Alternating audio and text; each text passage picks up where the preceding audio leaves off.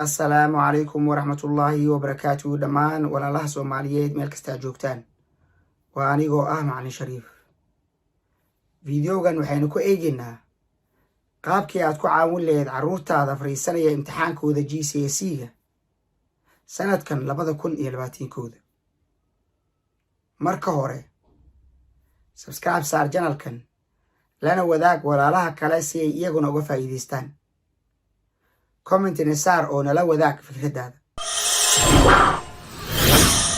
GCSE-ga waa koorso loogu talagalay in lagu dhameeyo 2 sanadood. carruurta waxay bilaabaan marka ay yihiin yartaan waxayna imtixaanaadkooda GCSE-ga fariistaan marka ay dhameeyaan year 11. 2 sanadood waxay ka kooban tahay 6 semester.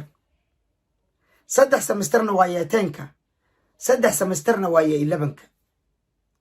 oo koorsada 2 qaybood ayaa loo kala qaybiyaa. qaybna carruurta waxay baranayaan marka ay yihiin year 10, qaybta kalena waxay baranayaan marka ay yihiin year 11. carruurtan fariisanaya imtixaanaadkooda 2021 ee year 11-ka ah sanadkan marka ay year 10-ka ahaayeen waxay ka habsaameen 6 bilood oo waxbarashadooda ah. waa 2 semester oo dhammaystiran.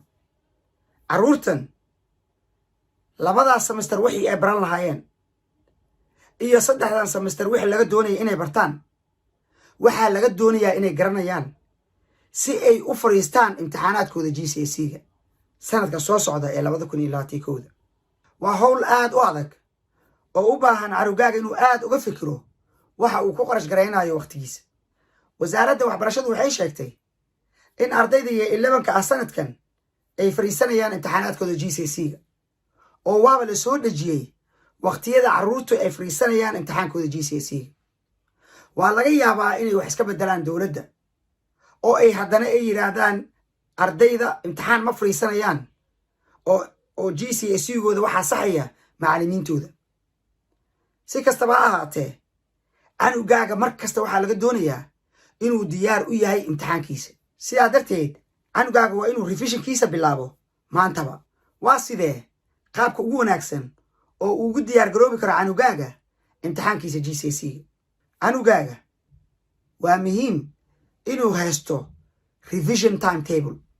revision timetable-kan waxaa ku qoran timeka, waxaa kaloo ku qoran maalmaha. canugaaga isniin, talaado, arbaco, khamiis iyo jimco iskool ayuu aadaa. sabdi iyo xaddana guriga ayuu joogaa oo wax ma qabto. maalinta isniinta markuu iskoolka ka yimaado kaba soo qaad wuxuu ka yimid 5tii galabnimo ayuu guriga yimid. marka waxaan leenahay maalinta isniinta ah 5ta galabnimo markuu guriga yimaado 1 saaca iska nasto. 6dii ayay noqotay. 6dii revision ayuu galayaa. maalintan wuxuu ka shaqaynayaa ingiriis. waxaan ku qoraynaa halkan English. maalintan wuxuu ka shaqaynayaa English. maalinta talaadada ah wuxuu ka shaqaynayaa xisaab.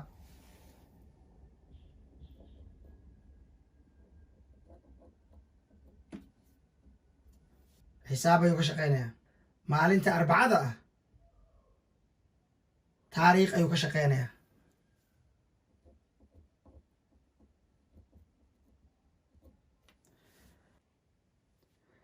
maalinta khamiista ah computer ayuu ka shaqaynayaa.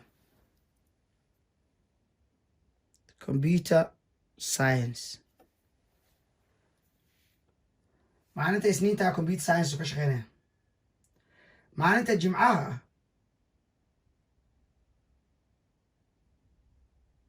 wuxuu ka shaqaynayaa carabigaas kana raaxo carabigu ka shaqaynaya.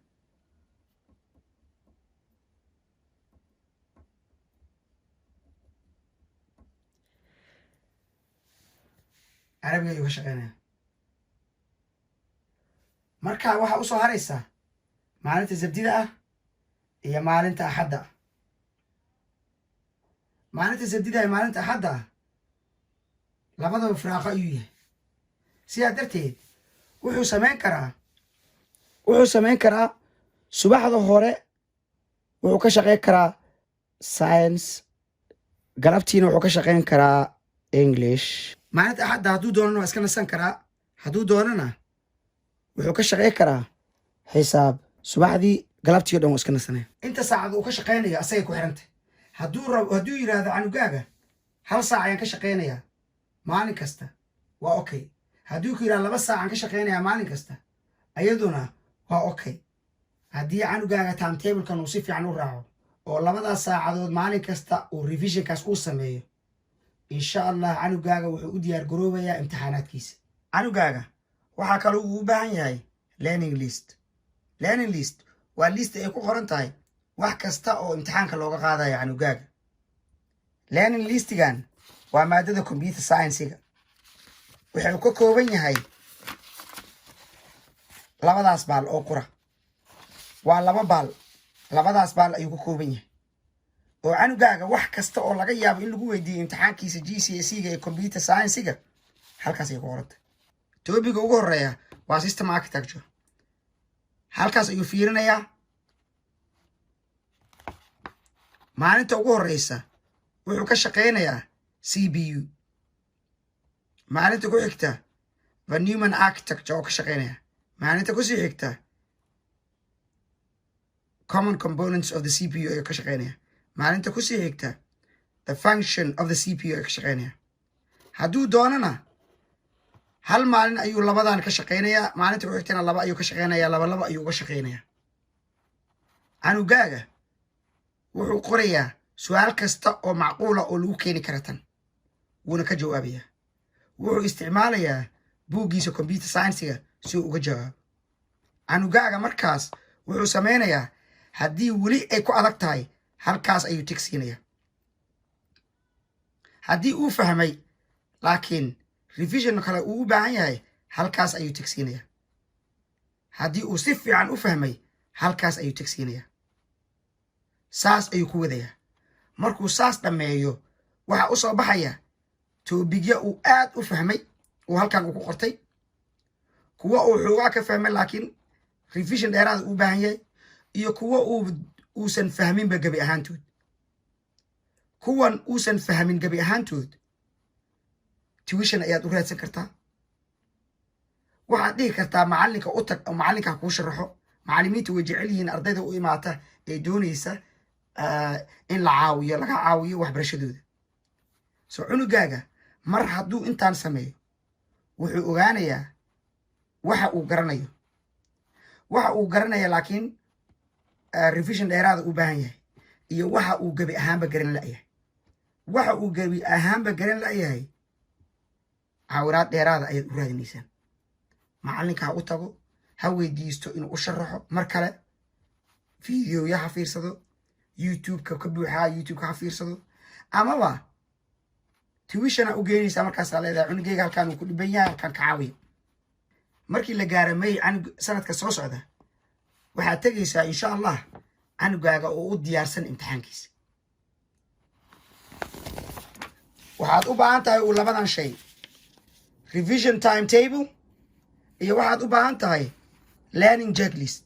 revision timetable-kan iyo learning checklistiga waxaad ka helaysaa linkiga hoos ku lifaaqan. haddii aad u baahan tahay warbixin dheeraada ama caawinaad, fadlan igala soo xiriir bartayda Facebooka. subscribe saar channelkan, lana wadaag walaalaha kale si iyaguna uga faa'iidaystaan. commentina saar oo nala wadaag fikradaada. waa mahadsantihiin. assalaamu calaykum waraxmatullaahi wabarakaatuh.